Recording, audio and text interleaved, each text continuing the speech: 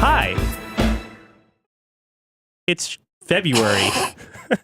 It's February what? 4th, 2018.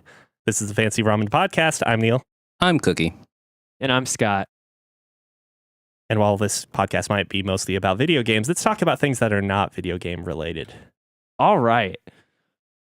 Cookie has a box in front of him, and I think it might be pertinent to bring that up first and foremost. Oh, I guess we could. Since it's right there. Since it's right there. Let's move this broken light. What's in the box? It is Street Fighter. As Neil tries to spread glass all around my house. Yeah, I smashed one of our lighting bulbs on my way here, apparently. It's Street Fighter, the collectible card game edition of, actually it's called UFS, is the official card game's name. It's a universal fighting system. Okay. There are a couple of different genres that have already gotten their own cards. So Street Fighter's the one I own. There's also like Rockman, so Mega Man. And you think we're a bunch of plebes? Come on, we know that. Among other things, and it's kind of an interesting game.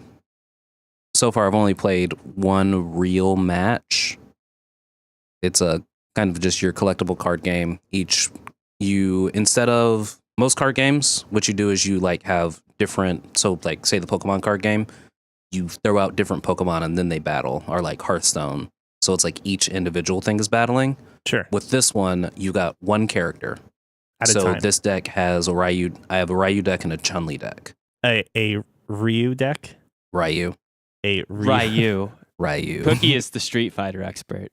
He obviously knows. No, it's actually probably Ryu, but I don't care. We all know it's Ryu. We just swapped you up somehow. Eggs, yeah.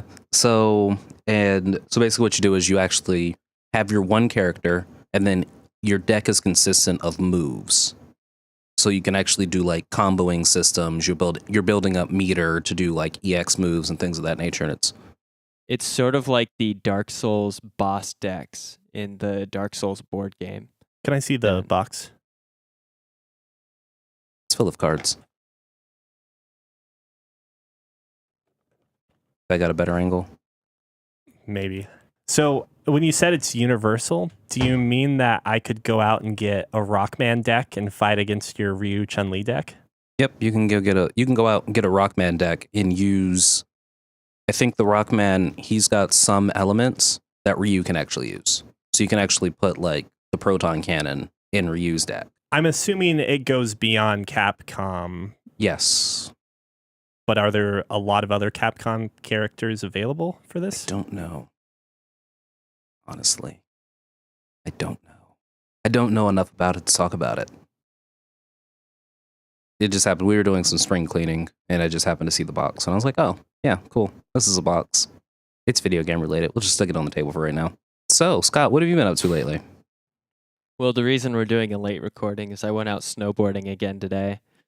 Because instead of watching the Super Bowl, there was a deal at one of the mountains I went to where it was half price for lift tickets for Super Bowl Sunday. And it was a pretty good day. Absolutely coated with powder, but really warm. And so I got wet butt by the end of the day, which is always uncomfortable for the ride home. But yeah, I just went snowboarding. Did some dog sitting this weekend. Real thrilling stuff. And I found the best sandwich shop in the world out here. So good. It's the like best? It's super good. Like I don't know any sandwich shops that I would put above it. It's like this Italian style delicatessen called Tagliere, and they make some like really good sandwiches. Their bread is amazing, and their ingredients are all really high quality. Now, for the sake of like transparency here, are you going to split the money you get from them with us? Or is this just like a side business for you at this point? Dude, these sandwiches were so good that this promotion's actually on the house. Which I really shouldn't be doing because they were pretty expensive. So if I bring it up again, I'll make sure to like send a bill their way, or at least ask for like some free chips or something. Was that all you did this week? I mean, that's all the exciting stuff. I played some video games, as is my role in this podcast, and my weekend was pretty jam-packed with either snowboarding or dealing with a unruly dog. So that I don't even deal with. Sierra does all the dog sitting, honestly.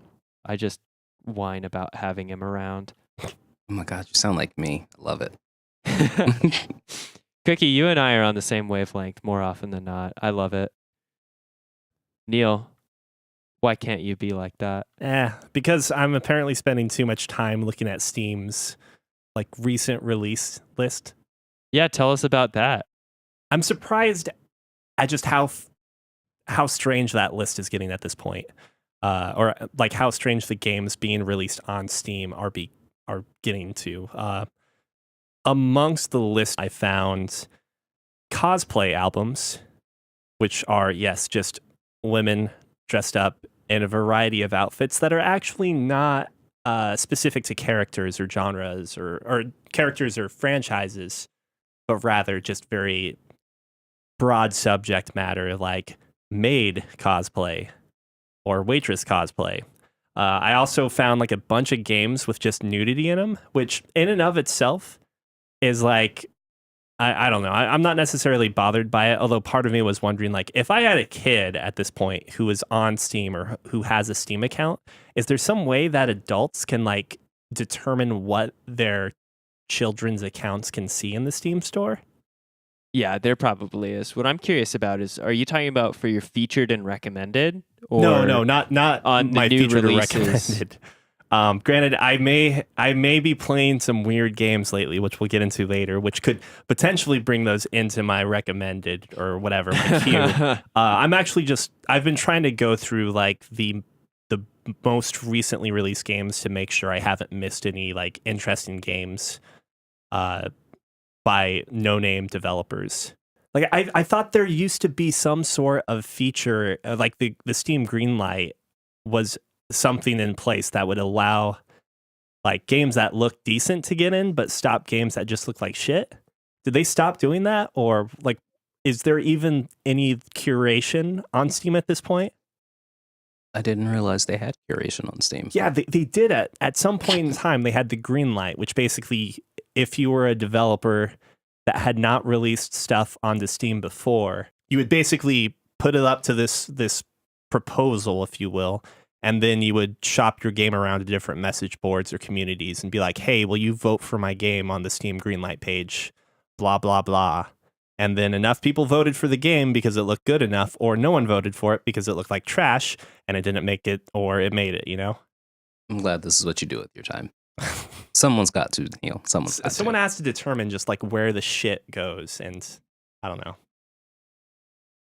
I'm at a loss for just how shitty like the lack of curation on Steam is happening. Like that's maybe the one positive to Xbox and PlayStation 4 and their storefronts is that there's not nearly as much bullcrap.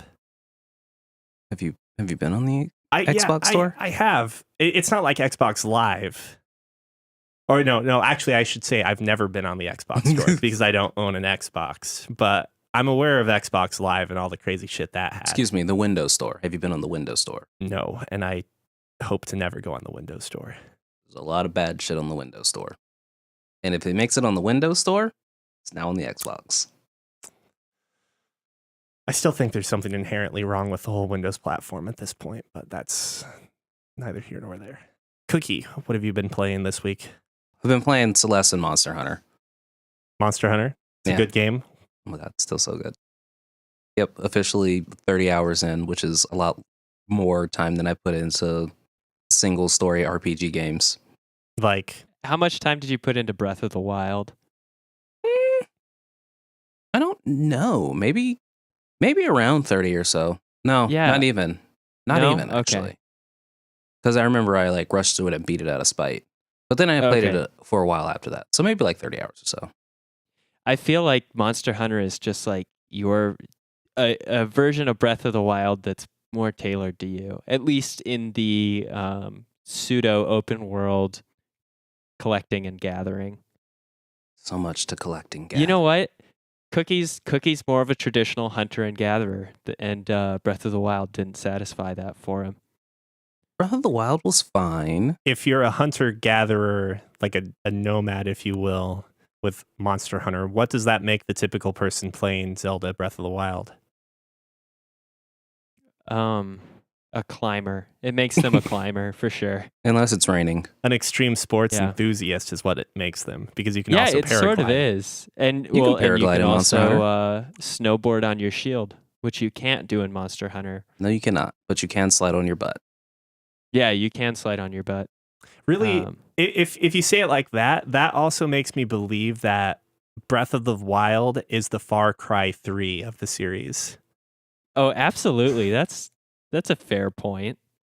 Hang glider, snowboarding, some hunting, and I guess a cooking element. Did Far Cry 3 actually have you cook anything? I think you were just skinning animals. You for their cooked up some of hides. those juices with that final sex scene. Oh, Gross. Okay.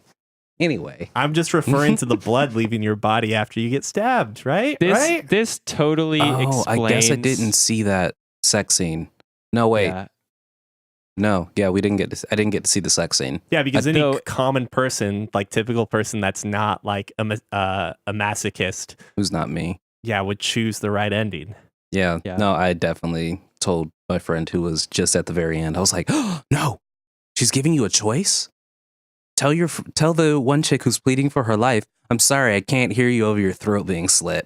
Oh, no, so you got that ending then. You did see the sex scene. No, I actually walked out after. No, he didn't choose to slit the. Oh, okay. So I did not get to see the sex scene. Okay. Yeah. But I definitely would have. Would have been like, "Yep, sorry, can't hear you over the." And Neil, your comment explains why your Steam front page is a little more risque than others. We'll maybe get to that in a little bit here. Okay. But either way, yeah, I've been playing a lot more of Monster Hunter Worlds, and I've just recently decided to go away from using the bow and arrow. I did a couple of hunts with the hunting horn, so AKA the bagpipes. I love the bagpipes. They're all about knocking monsters down and playing sweet tunes. And I've also picked up the long blade, which I think I'm gonna actually stick with the long blade. It's By kind of long super blade, nice. do you mean one of the like transforming blades, or do you mean just the like big giant broadsword? Not the broadsword. It's the big giant. It's a long skinny sword. Okay. how far have you gotten? Okay. Yeah, it's like a katana in its Yeah. design. Yeah. It's Sephiroth's sword. Okay. Yeah. Yeah. They have that, and then they also like it's also called the longsword or a shodel, and some of the other like I think bone varieties. Mm-hmm. Okay, yeah. I had a hard time with that one. It was very like vertically oriented when I wasn't using the R2 like spirit blade, and so I was missing a lot of attacks, which is Well- frustrating. That'll do that. Triangle and circle Yeah. is your sweep. The more you think about having a quote unquote Sephiroth blade, like a long ass katana, the longer a weapon gets, wouldn't you think you would start swinging it more horizontally than purely vertically? No, pierce the heavens with your super long blade. With your edgelord blade? I like the way you think. Actually, it's Sorry, super sorry. long.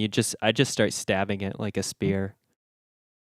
That's where really you start to blur the lines between sword and spear. We're Like, assuming why that have the a sturdy durability- pole at which it would not break while lunging with your attacks when you could have a flimsy ass fucking thin piece of steel? a katana, and then you get it stuck, and then you twist, and it just shatters in a million pieces. And now you've got a million little katanas. But this also Yeah. takes place in the Monster Hunter world where like weapons clipping into your back and into your clothing is perfectly normal. So we know It's these all par weapons for the course. Yeah. Yeah, these weapons have some sort of ethereal property to make them also immune to breaking unless they're getting dull from your attack use. They are getting dull. Yes. Yeah. But they won't break under those circumstances. Like clipping rocks and shit, don't even worry about it. Oh my god, but if you are using the longsword and you do hit a rock while using your spirit blade, you've just wasted and you don't get Yeah. the thing. It's so dumb. Either way. I see you've been playing this, Scott. Yeah, man. I've actually put in quite a bit of time too. And I have to say, like, I was worried about how well I'd be able to play this game solo and how comfortable I would actually get with like inventory management and all of the other kind of logistics that you have to do to be successful at the game. And although it takes a little bit of getting into, a bit of reading and whatnot, I'm actually really satisfied. Like, it took me about 10 hours to get comfortable with it, which if I compare that to how much time I put into the very first Dark Souls game to try and figure out how like upgrading a weapon worked and things like that,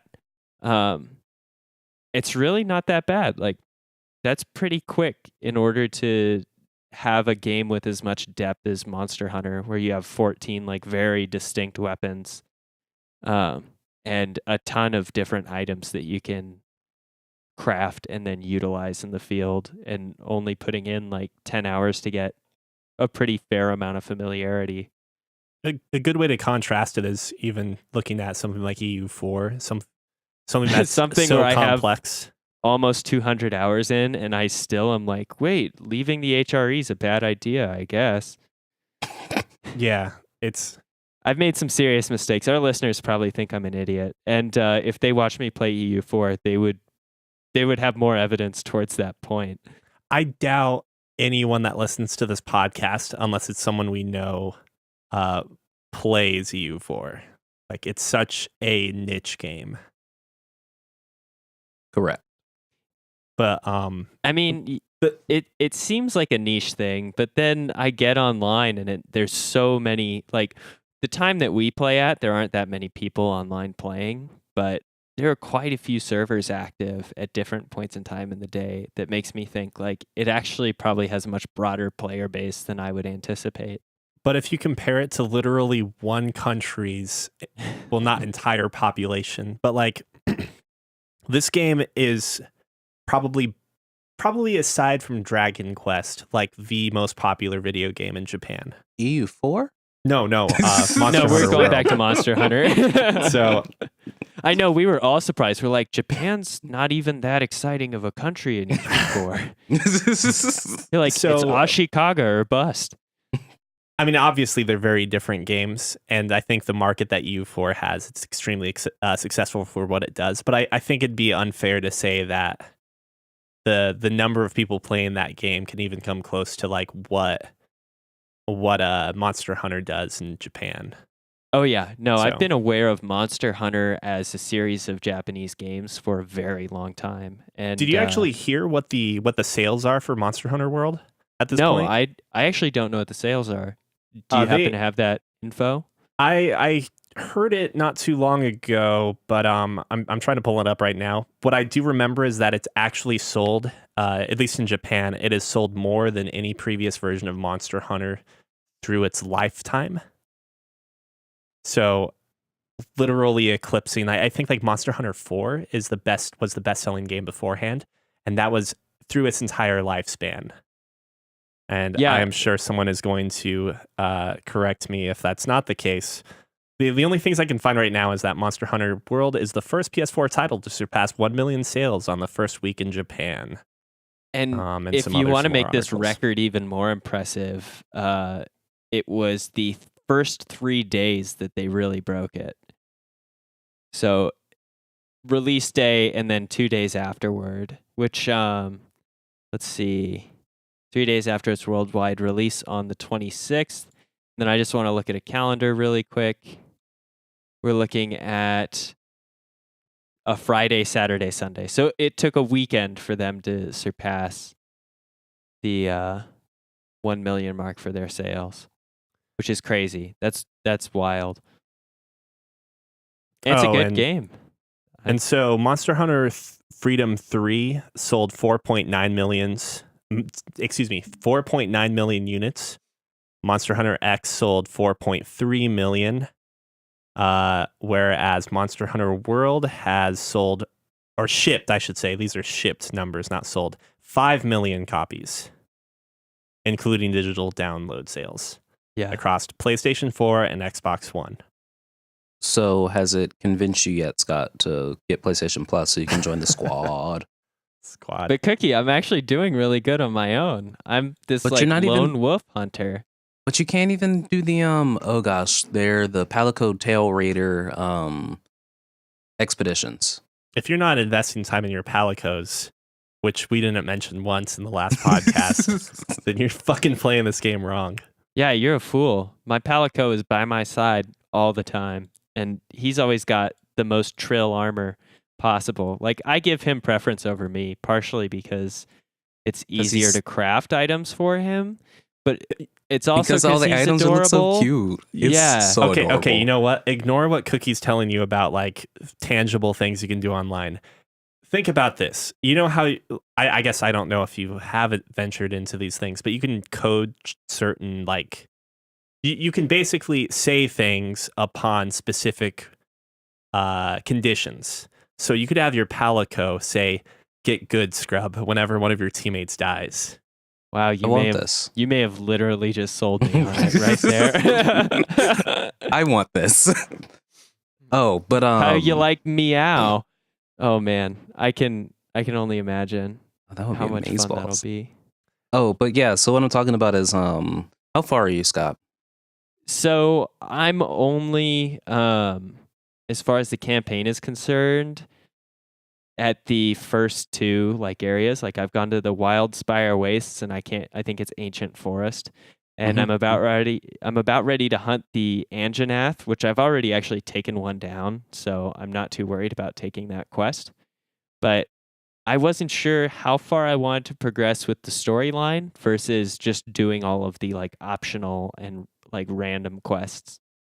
And Scott, you'll never get done.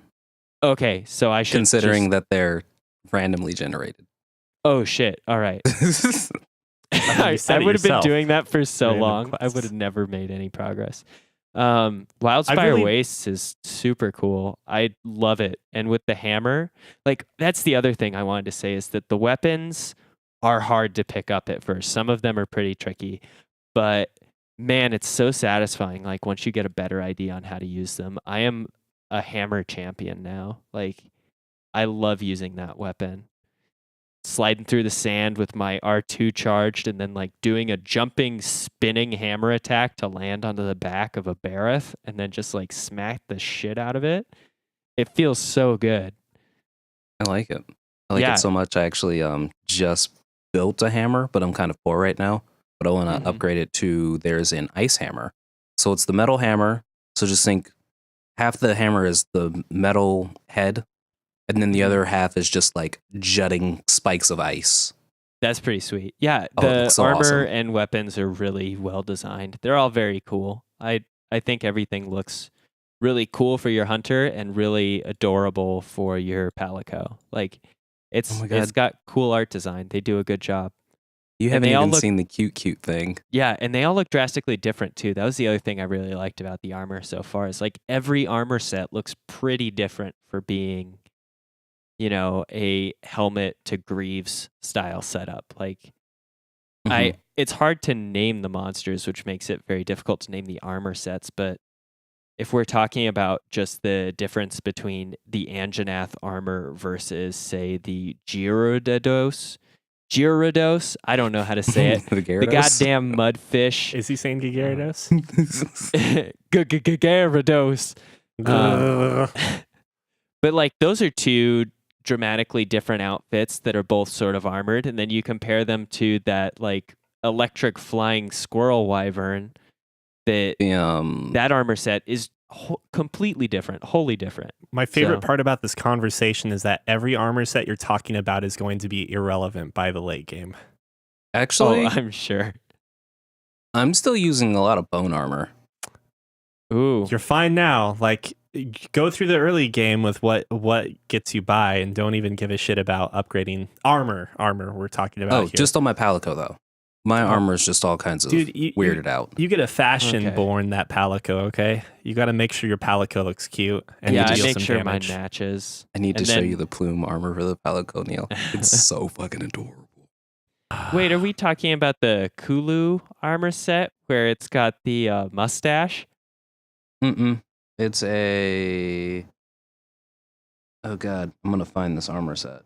That is adorable, the Chun-Li armor. Okay, let me know once you find it. If we want will. to if we Continue want on to with the roll on, do conversation. you have anything else to say about Monster Hunter besides the fact that I'm like really getting into this game and starting to enjoy it quite a bit more, and dropped the boar and arrow and moved on to some more exciting weapons? No, man, that bow and arrow is life. Love. No, I think if I'm going to do a ranged weapon, I'll pull up the bow guns. They seem to be a little more interesting. I just don't like firing R2 over and over and over again.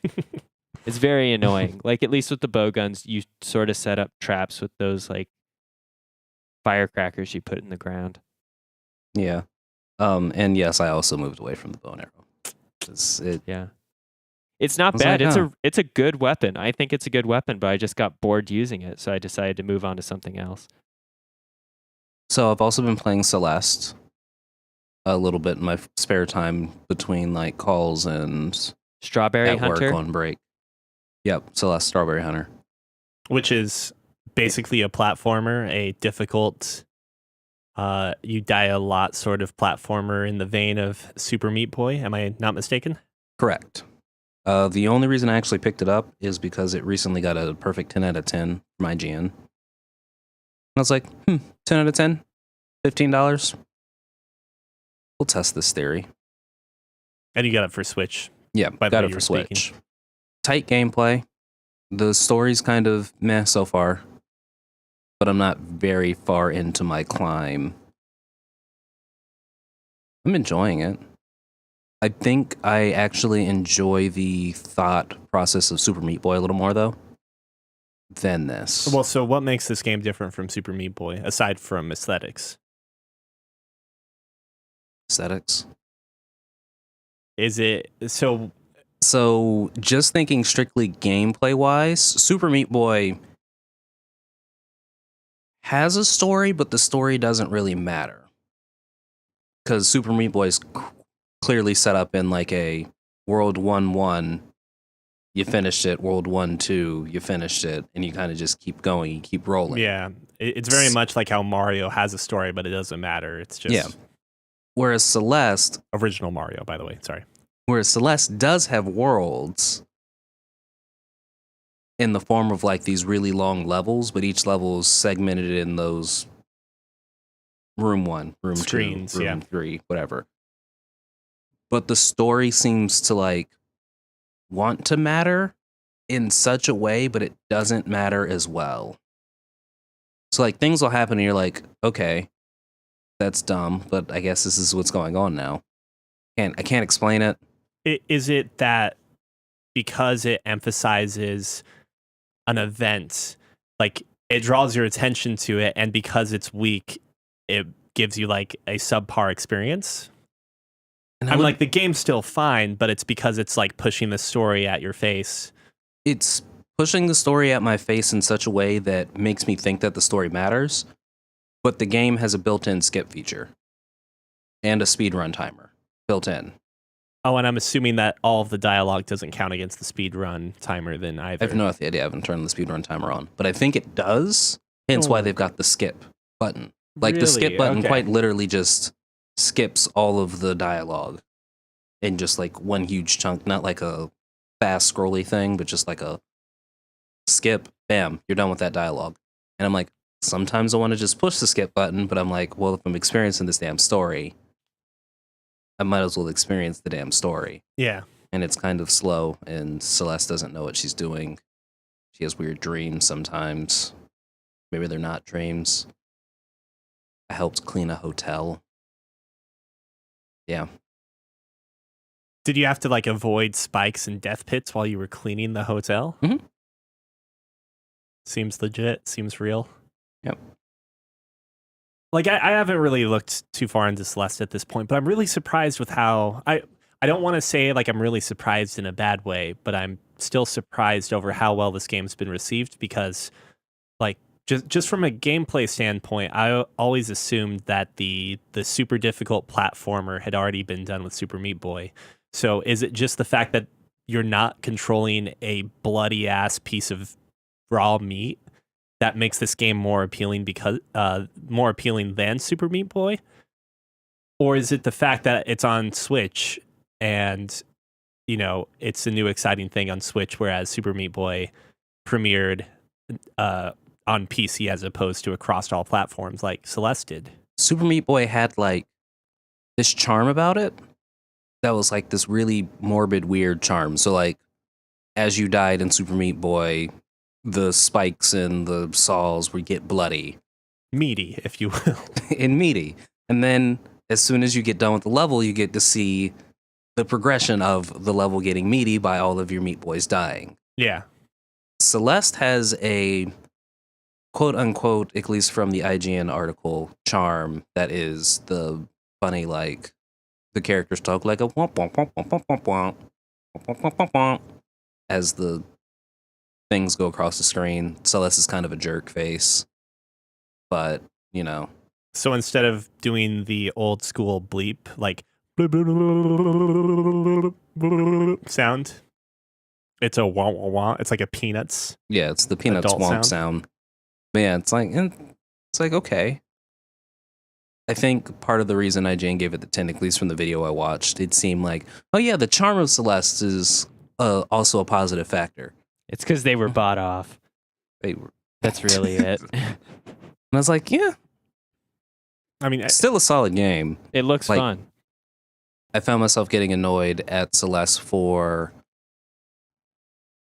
I'm not super far into it, but by the time Super Meat Boy had like longer levels, it was like almost the last world.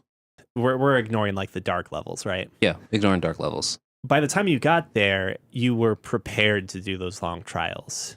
Like it was a good steady climb to it. Where Celeste kind of just like by World 2, the levels were like the screens were like super long. I do like the timing tightness of it. And it's like, okay, so Super Meat Boy, I don't think everything reset between your deaths. But in Celeste, everything resets between your deaths. So there's obviously an optimal route to take when you're doing something. Like I was doing one of the Celeste boss battles, and it was like, okay, so the beginning of the level was like super easy and a super waste of time. So it was like 5 seconds of me just holding left and pushing X or square or A and X. I don't know if they're on the Switch right now. But either way, in conjunction to Xbox, A and X at just like the right moments. And it's like, okay, so this is the optimal route. And if I don't do it at this exact optimal thing. So I guess it's got the speed run. With its speed run timer, the only thing that's going to set speedrunners apart is if they die. But as soon as they know the timings of all the levels, it's going to get boring. And then it just becomes a matter of if you can execute, which I guess like at the end of the day, that's what a lot of speedrunning is. If you can execute it, yeah. Yeah. Oh, and I also found the armor set for the Palico. It's the Lumu, Lumu. Oh, the fuzzy one? Yeah, Yeah. I checked that out. It looks like a fucking, I don't even know. It looks kind of like a, Your Palico becomes a pop star. It's so adorable. Did you know that you Definitely. can play an 8-bit version of Celeste on their website? is it identical to the game? It seems so, but I don't know. I'm only on the first level. I'll have to check that out. Fancy Ramen, episode 54, Where Scott episode plays which- video games. the episode which Scott plays Celeste live. Or not really live. I mean, this is live. I'm playing it right now. You just can't see my progress. And it's really fucking hard on a keyboard. I have a controller plugged in, but I'm almost enjoying the keyboard difficulty more.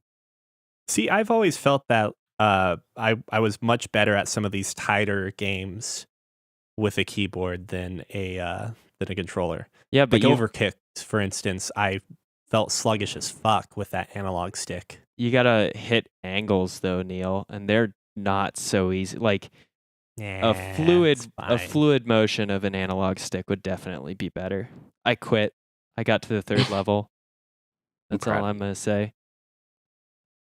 So, Neil, what have you been playing?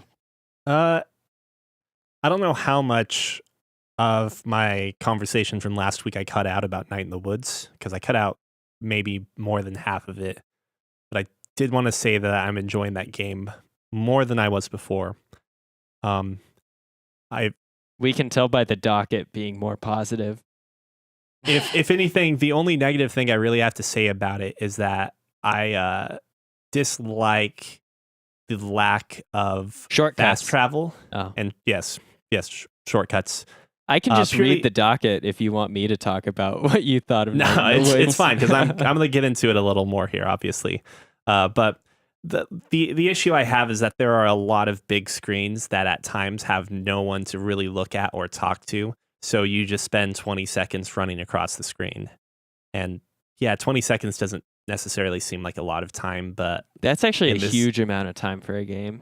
I was about to say that's kind of an unbearable. that's amount kind of how I Too feel now. long. And this is coming from the guy that plays a shit ton of JRPGs and a lot of like CRPGs as well. So I'm familiar with the time suck.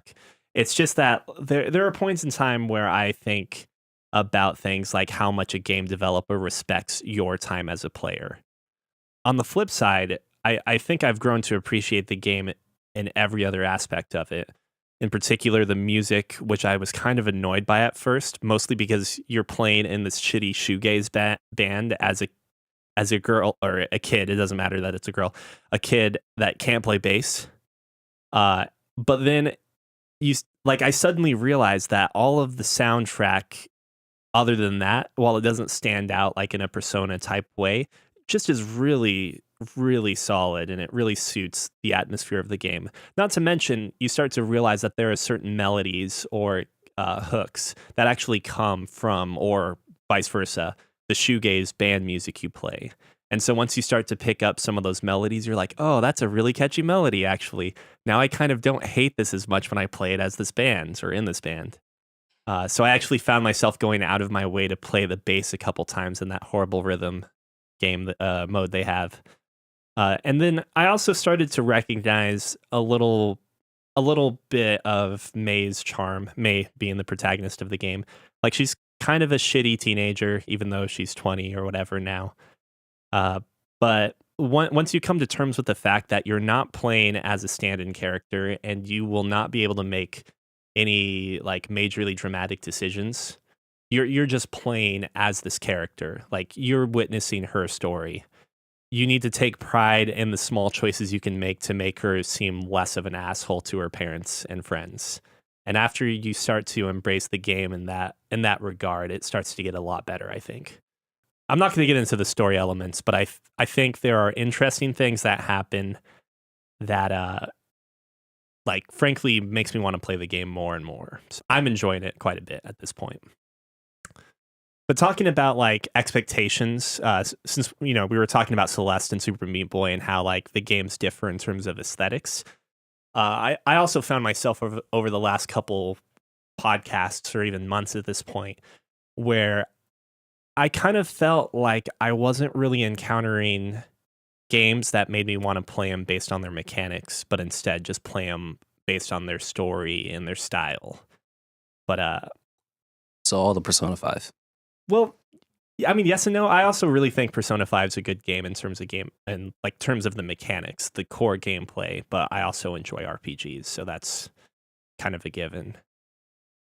Danganronpa might be a better example of a game that I don't necessarily like a lot of the core gameplay, but You mean you don't like running slow? yeah, the Danganronpa 2 run speed on the PlayStation 4 is abysmal. So we're playing that. A couple more episodes will probably be coming up this week. The run speed on the Vita, which is the version I played of it, is way faster. So I don't understand why the hell you run at a snail's pace in the PS4 version. And it sucks. But we'll get to like the trials, and then maybe I'll talk more about the things I hate the most about that game. You mean you don't like the little mini game where are they the same mini games or do they change the mini games? Slightly changed.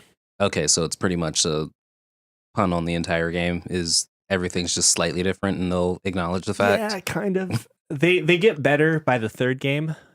I don't think there's any mini games I hate in the third game, and there are like a lot of mini games I hate in the second game. The core trials are great, but like, Do I have to put together the comic book panel still?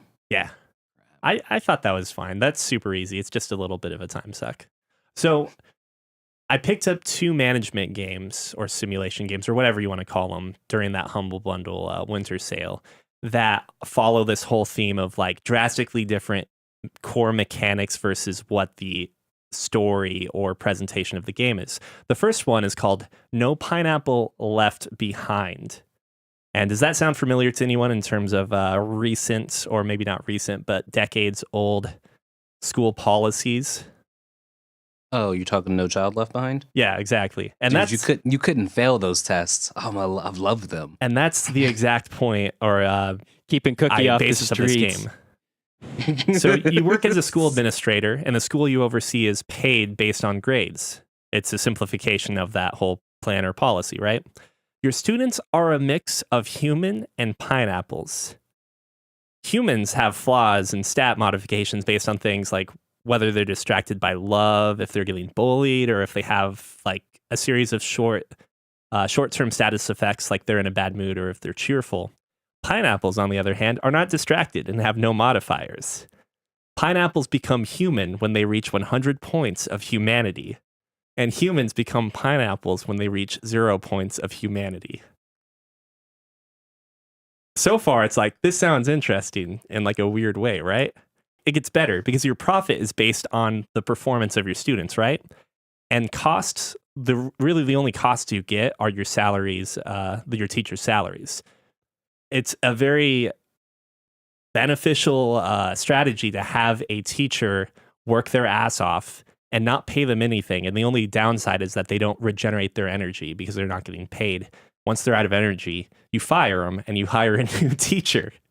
And you start, like, as I'm describing this, I'm thinking to myself, that sounds actually kind of realistic to like what the school system sort of is at this point, right? Underpaid workers, and you kind of just burn them out. Pineapples, yes. The issue, though, is that like the game, despite having like this hilarious theme and I guess approach, the game just kind of sucks. It's like it kind of uses what I would call like really old school low res, worse than the Sims, original Sims sort of graphics. And like it tries to give you this impression that like all of your students are like living things in your screen, your school screen, and they walk around the building, the virtual rendered building and so forth, yada yada. But at the end of the day, like I kind of just wish this game would have been a bunch of text on a menu, and it would have been way more effective. So flip to the second game I've been playing. It's called HunieCam Studio. And are either of you familiar with HunieCam Studio? No. So I started playing this actually as an idea to come up with games for videos we're going to do with Buck. And in case you guys aren't aware, Buck, who you can see in our Doki Doki playthrough video, Buck doesn't play or didn't play a whole lot of video games when he was a kid. Like his parents wouldn't let him have consoles. So the only consoles he's had have been, I think, a Game Boy and a Game Gear.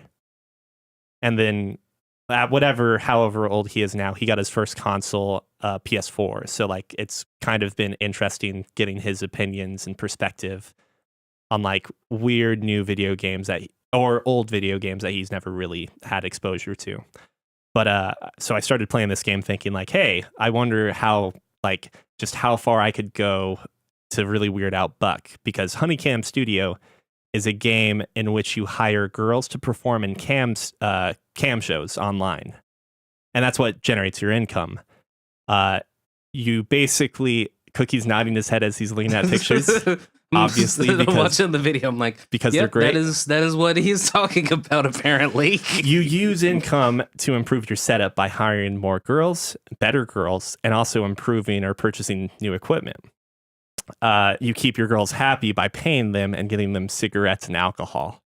And I also forgot to add that you can also, as a quick way to get money, send your girls to a sleazy hotel to work, to do things, right?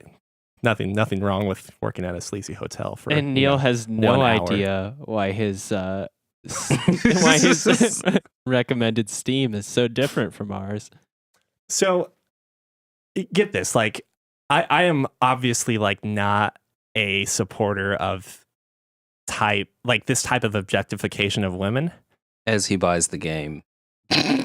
Sorry. Actually, Tiffany owned it, so I didn't have to buy it. So Oh, well. there you go. Neil's not for objectifying women, but Tiff is all over that. But here's the deal. This game actually is way more enjoyable than No Pineapple Left Behind. And it's because it's just a fucking well-designed game where you have to divide your attention and your resources to multiple Girls. well, yes, girls. Just say girls. But also like multiple focuses. Like you need to worry about how many fans you have for your specific fetishes.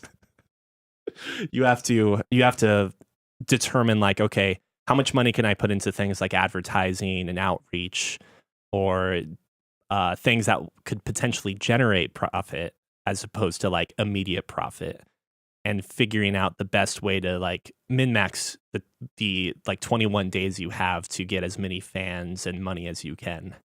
Okay, And so you do have a pretty limited amount of time then. yeah, and I just found it to be like really interesting because you could employ several different strategies to get to the same goal, or attempt to get to the same goal, which is to get like the biggest dick statue. Yes. I'm not going to explain that part. I can't really say like what else it is that drives me to it, because this could literally be like a graphic-less game and just a bunch of text and menus. Like maybe this is the same experience people have when they like clicker games. Like there's Business Venture, or I think that Venture Capitalist. I think that's a clicker. Venture Capitalist. Oh, that was a game. It's like no one's actually looking at the pretty graphics there. They're just looking at those numbers and how they get higher, right? As you were talking about this, that game was playing in my head because the numbers, they get high. They get ridiculously high. So, like, okay. Speaking of high numbers, I also picked up a game I started playing a game this morning called Trillion: God of Destruction. And yes, this is not on the docket, but I want to throw this in real quick too. So in Trillion, you play as the Lord of Hell. Oh, by the way, I should also discuss like the pedigree behind this game. I'm not sure if it's the exact same studio, but it seems like a lot of the same people from Disgaea made this. It looks like Disgaea It looks like Disgaea. Yeah, looks like Disgaea, and it has elements of like oh my god, I can't think of the first game to do this type of gameplay. Treasure Hunt? No, it's not that. Okay, you know a game that uses this type of gameplay would be Pokemon Rescue Rangers, where it's like tile-based movement, and when you move, all the enemies move as well, but it's still like turn-based RPG-ish in terms of its nature. But you only control one person at a time. And the concept in Trillion is that you are the overlord of hell, or the underworld as they put it, and the god of destruction has come to destroy the underworld. So you go out and fight Trillion, as you later find its name to be, and get your ass kicked so hard that you basically have to get resurrected as a zombie of your former self.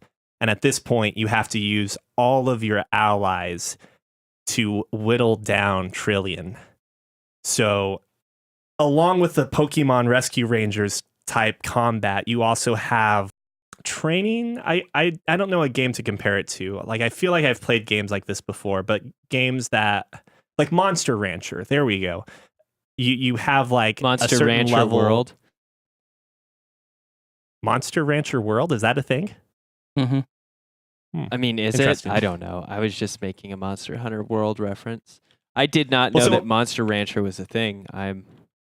You didn't know Monster Rancher was a thing? Yeah, now I'm looking this up. Monster Rancher was a game where you put CDs into your console and hope they made cool monsters, and then you raised those monsters and had them fight in an arena. So similar to that. I just watched the show. The Didn't core play much Monster Rancher. Oh, there is a show for that? Jesus. Okay.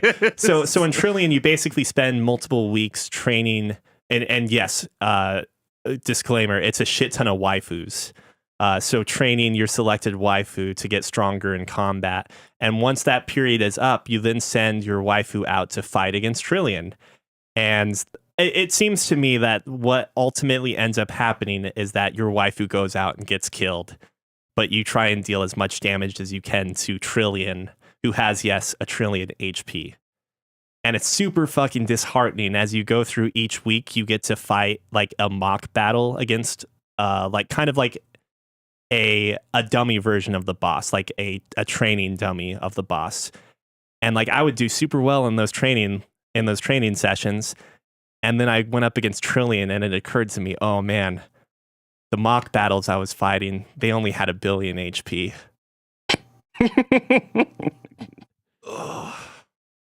So that's why you mentioned waifus dying all the time. Yeah.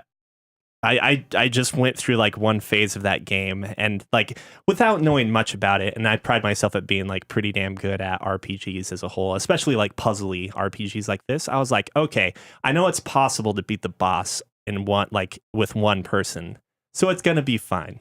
So I picked like the person that I like the most, that seems to have the most personality. He says most personality with a thumbs up. And you sacrifice them immediately. Neil, you have terrible like record with taking care of your waifus in games, it sounds like. It's super rough. Not as bad as Cookies, apparently, though. No, not nearly as bad as mine. But it's super rough because like as you're training this girl, like you get to have like a bunch of, you know, dialogue events, and you start to develop like, oh, this person's actually cool and yada yada. Yeah. So you start to build up that rapport, and then there's a fucking agonizing death scene, and you're like, oh shit. Now I made who's a gonna mistake. earn money to pay for her mom's medical treatment? I made a big mistake. Oh. Oh, that's tragic. Last but not least, I've also been playing some FTL. When I discovered that my Steam, like, you know, every time my computer's crashed, Steam has obviously needed to be reinstalled, and some of my saves were not cloud backupped. And so when I saw FTL was completely fresh, I had no ships unlocked. Part of me was like, fuck that. I need to go in and unlock some ships. Faster than light? Yes. Oh, Okay. it's really hard to unlock ships, though, in my opinion. Like, a lot of it is based off of random occurrences, and RNGesus? yeah, I mean, and RNGesus has just never really blessed me in those particular games. Like, I played probably 10 runs with the Kestrel before I was able to get a single other type of ship. See, I find that it's not so much just RNG, but it's about adapting and figuring out new approaches. Those ships preconditions, definitely make conditions. you, when you play some of the other ships, they definitely make you take a different approach. Like, the approach that you take for the Kestrel is not going to work for the whatever that prototype ship is that doesn't have shields but has automatic cloaking, or it has cloaking as its base ability, versus like the Angie it's the cruiser. upgraded. Oh, it's When you're talking about the cloak, is that like the B or C type of the Kestrel? no. There's actually one that is not the Kestrel. That is and I have two types of it, but it has a cloaking device on it for both, and it has laser system is the first thing installed, where the Kestrel is like a beam and a missile for the start. I know which one you're talking Okay, about. yeah. With the one without shields, you've literally, or at least it seems like the only viable strategy is to literally get to a store and hope you can find a shield system. Yeah, I've done it. I've done it where you haven't been able to get a shield system, and I've actually made it to the end though. It is very hard. But then it's very different from, say, the Angie cruiser approach, where you're like just trying to use your ion cannon to bring down shields and then hit important targets. Like every ship makes you really change up your playstyle. But I feel like getting ships in that game is very tricky. It's sometimes not so it's easy. fine. And I never get Mantis Crew either. I just want to whine, like, I never get Mantis Crew, and so I never get to do any like good boarding either. It's like a power management game too. FTL is literally like, I would say top 20. Micromanagement games I've ever played. maybe even higher than that. Like I'd it's put it in gotta my be top 10, maybe even top 5. Like this game, it's $10 on Steam normally. I picked it up for like $2.50 in a sale once, and man, that's some of the best money I've ever spent, because I think my playtime on FTL has got to be somewhere close to 100 hours. I think it also has some iOS and mobile ports too, which I think is I was about to say, I'm saying that it is on iPad. That game with the touchscreen has got to be a great thing to play. Let's hit the news. So, yeah. First up, guess what, guys? It's official now. Anthem is delayed until 2019. Not much more to say about that. Similarly, referring back to last week's discussion over the live elements in Dragon Age, Casey Hudson responded and basically stated that what they meant by live elements were to make basically how the game responds to decisions within that same game and past games. Cookie, do you believe it? Do you believe it, Cookie? Considering, so I don't know much about this story, but considering when they first announced, are they talking about Dragon Age Origins? Yes, Dragon Age and Inquisitions? Dragon Age, yeah. So when they first announced Dragon Age Inquisition, it was like, oh yeah, you'd run up to this, you'd be walking on your way to doing this thing, and all of a sudden there's these like marauders boarding these ships, and you decide to just take them out, and nothing happens, and that's kind of that. Or you can decide not to take them out, and the next thing you know, the marauders are in the town, pillaging the town. Or it was like, he was like giving some like weird things of like, oh yeah, you can either choose to like light ships on fire or not, and that's gonna make the worlds grandiose and crazy because all the decisions you make are gonna affect the world, and it's gonna make it a living world. Are you sure you're not talking about Divinity Original Sin? Nope. Okay. This was Dragon Age Inquisition. When you're talking about the ship lighting on fire, that was like literally right out of the Divinity, when Divinity Original Sin was having like their first big, not press conference, but like showcase of their worlds. Maybe I am. But I mean, Dragon Age, I felt did a pretty good job of making your choices matter within each game, but they've maybe lacked a little bit going game to game. Because aside from like maybe one cameo or one particular instance, the events of Dragon Age 1 really don't fucking matter with Dragon Age 2. Yeah, not at all. And I didn't get far enough in Inquisition to really know how the other two games affect that one. Did you guys hear that Nintendo is interested in creating DLC to improve or increase the longevity of their current games, if you haven't already realized that with Zelda? And Mario Kart? Which may indicate that they are going to adopt a more games as a service. No, they're not going to be business. games as a service. They're going to be... No, wait, that wasn't... Yeah, that was Nintendo that said they're not doing games as a service. But then they're going to. They're doing something else because they... Crap, what game was I playing recently that was like... I saw news that they're like, we're not going to be doing games as a service. We clearly think there's going to be a beginning, a middle, and an end. Oh, maybe I'm talking about Monster Hunter World. Which wouldn't technically be Nintendo, but... No. So never mind. Ignore me. I'm just going to go over this way. Yeah, I don't know. I'm not too thrilled to hear news like that. And even if they say we're going to make games with a like obvious beginning, middle, and end, when they throw the prologue at you, and then they throw the epilogue, and then they throw the epilogue ×2 at you. By the way, what about the third epilogue? Have you gotten it yet? Yeah, I have. It's only $5.99. Exactly. It's just one of those things that like I really like the media that I consume to normally have some sort of like conclusion or wrap up.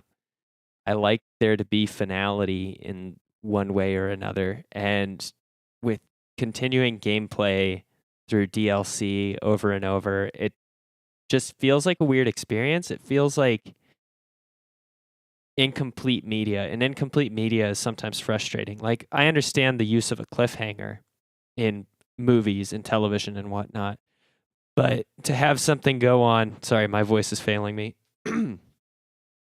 It's because I'm so emotional about this topic, But just to have something go on for kind of an undetermined period of time in an indefinite amount until we actually get what will be heralded as the last DLC,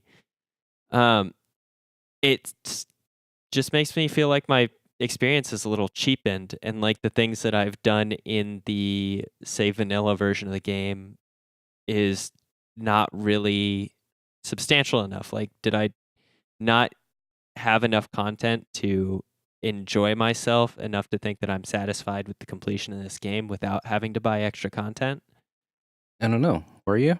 I was fine with Breath of the Wild. I beat it, and then I found all the memories, and I beat it again.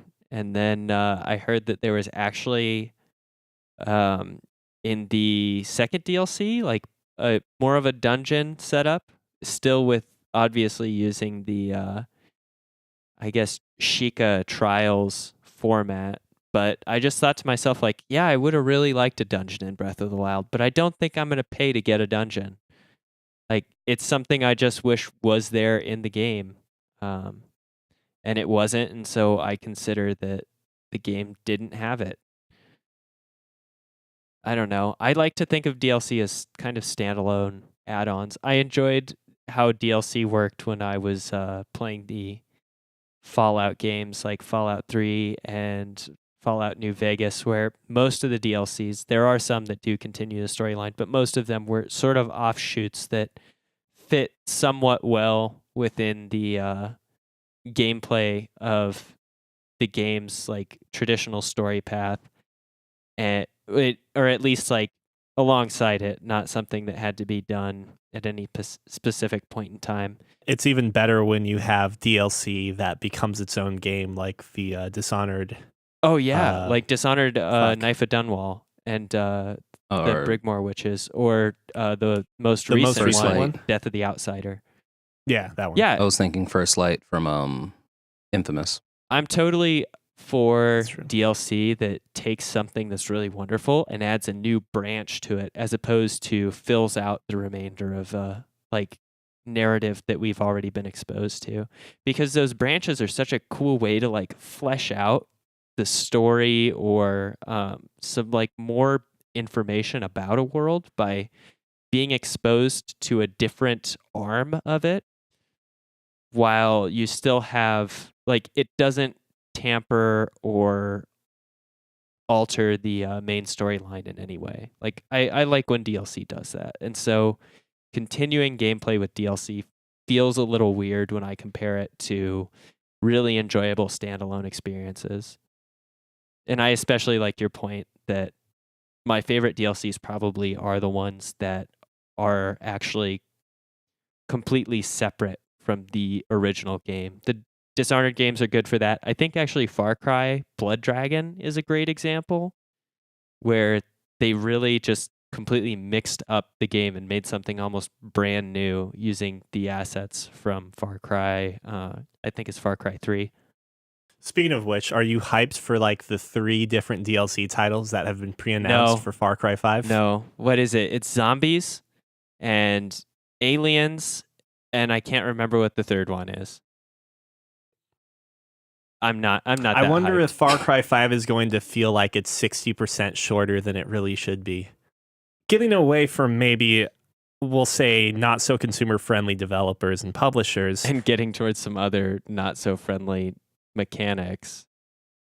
Or maybe we could say some more positive Oh, I'm sorry. publisher and developer relations with their community. Octopath Traveler, or their developers, are putting into place some substantial updates after player feedback from their most recent demo of Octopath Traveler. Yeah, I jumped the docket a little too quickly. I thought we were talking about DBZ fighters.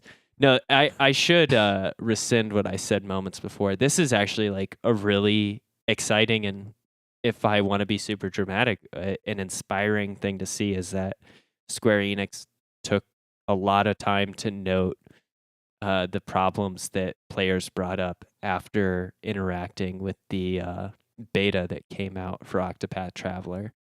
And not only that, but they have a video of their approach to like fixing these problems. So it's really exciting to see that they're listening to their fans so actively when the game's already at a beta stage to be played and interacted with. And it's not just like, I mean, granted, I know they have a smaller developer working on this as well, but I think Square Enix and Acquire are both listed as active developers of this game. So it's not like some indie team is saying, hey, we're listening to you guys. It's Square Enix, which I think something needs to be said to like, that's super cool. Yeah, no, it's a large developer and publisher, like, not giving you the middle finger because they're large and you'll probably buy their game anyway. It's really cool to see.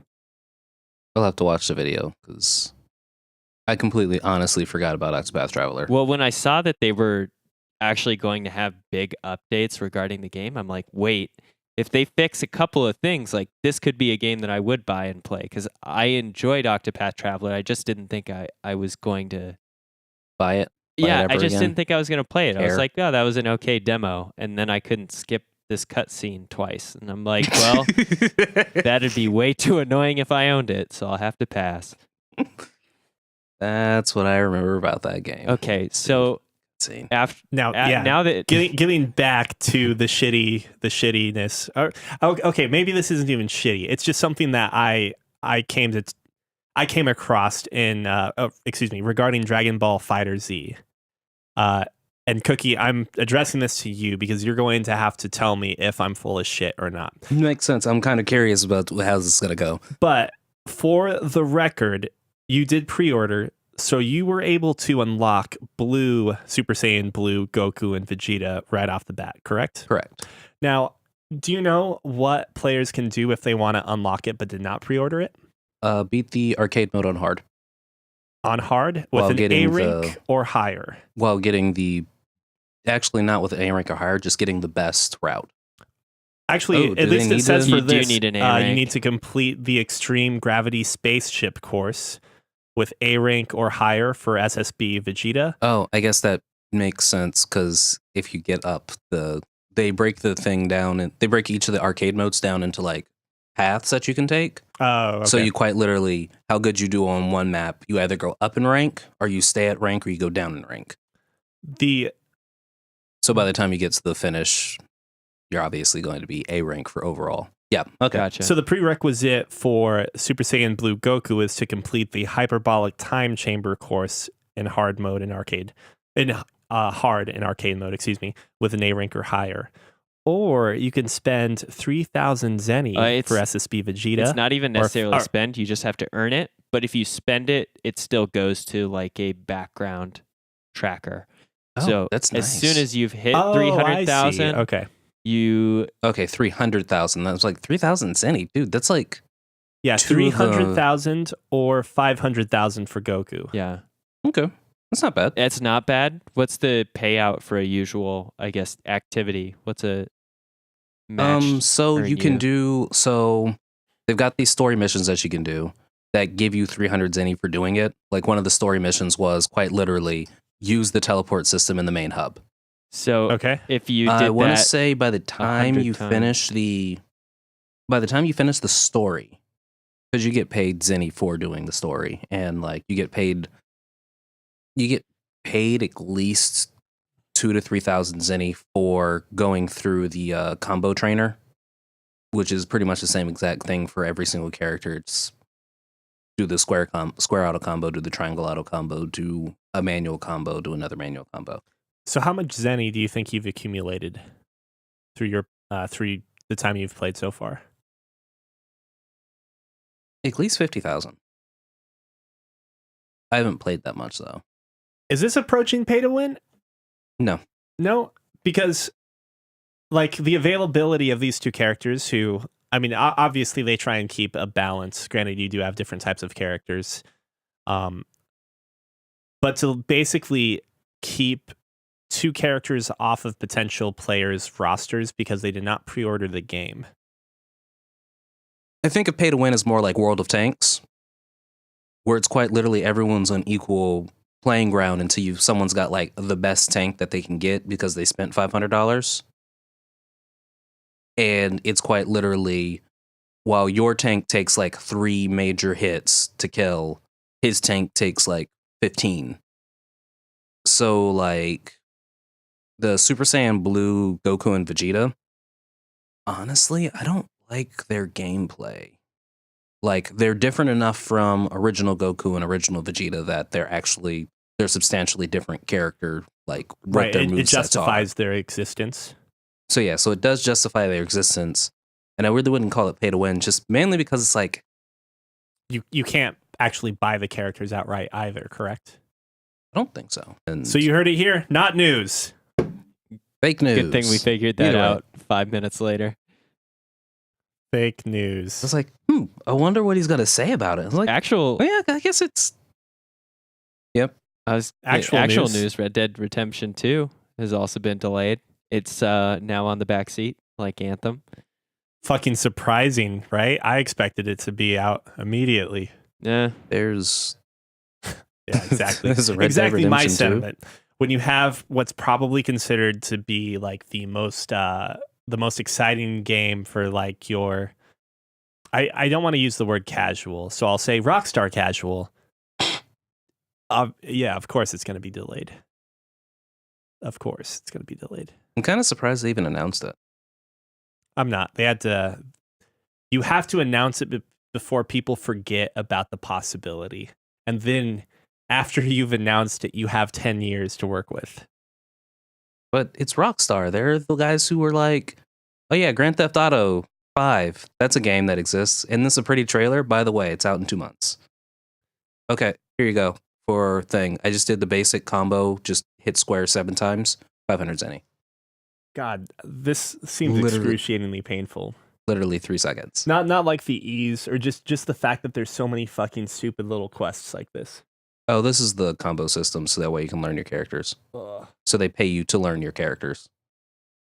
gross. But yeah, so quite literally 3.98 seconds was 500 zenny. So yeah, so it's not bad. Anyway, If you want to submit your favorite Dragon Ball Fighters combos, you can write into podcast@fancyramen.com. also leave a like and a review with us on Apple Podcasts. We'll read out shout outs if we get those. yeah, Will we? yeah. We will. Sure, why not? If We someone will. checks them, Someone will check them. It's not gonna be cookies. probably hundreds of reviews on right now saying we're the best ever. We'll just do an episode where we just don't shout check out it. every review. God, that would suck. Oh, you're not into that? I'm into that. That would take a long time if there were 100 reviews, Scott. Yeah, I'm volunteering. Anyway, you should Scott volunteer volunteer your distribute. friends to listen to our podcast. Let them know about it, and then tell them that they've been volunteered to do it, and so they have to. Bye, guys. It's an expensive mic. I'm not going to actually drop it. Next week, everybody. Bye. I miss your face, Scott.